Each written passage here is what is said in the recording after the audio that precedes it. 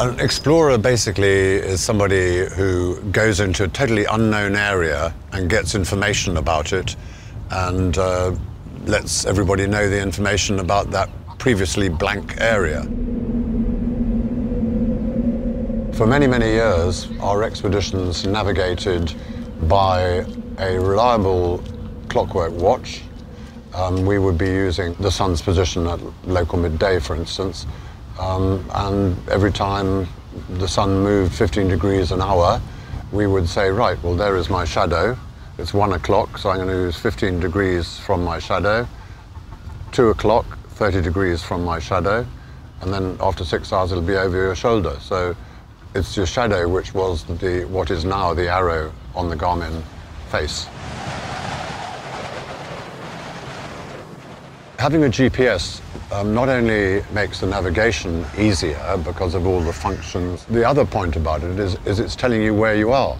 Now, certainly until 1990, as navigator, I used to have to, when we finish at the end of the day, you're very cold. After 10 hours of pulling, you're very cold indeed. You want to get in your tent immediately and have a cup of coffee. Well, the other person goes in, cooks everything. You're outside, you've got to put the sextant, the theodolite up on the tripod. You've got to level the bubbles till it's dead accurate.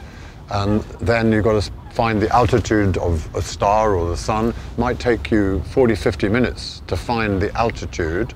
And when you've done that, you go into the tent, you've got another half hour with the sight reduction tables and the nautical almanac to work out exactly where you are. Now you go and you have a cup of coffee, you press a button and the Garmin will tell you where you are. Yeah, you have to be able in those areas to navigate very exactly.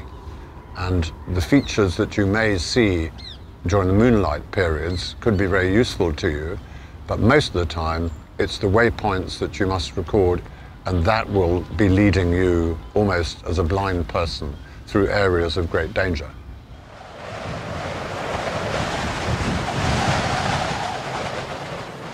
I wouldn't say that Garmin is a brand for the serious explorer. I would say that Garmin is without a doubt the brand for serious exploration in difficult circumstances. It is meticulously designed, it's very, very robust. You are towing a very heavy weight, so you're breathing very hard. You're very likely to mist up your goggles or your visor or whatever, and therefore seeing a small arrow for direction, which is absolutely key to progress, needs to be very carefully thought out.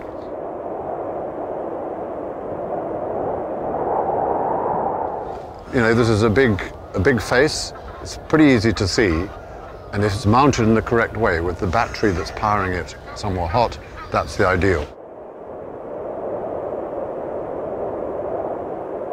But the best thing of all is to be able to go back when you realize that everything has changed and you're in a nightmare situation.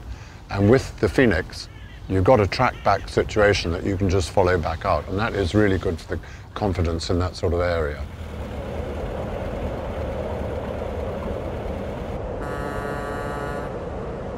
My job happens to be leading expeditions. That is how I make a living. Nobody pays me to do them, but they pay me afterwards, if they're successful, to write books about them and to give lectures all over the world.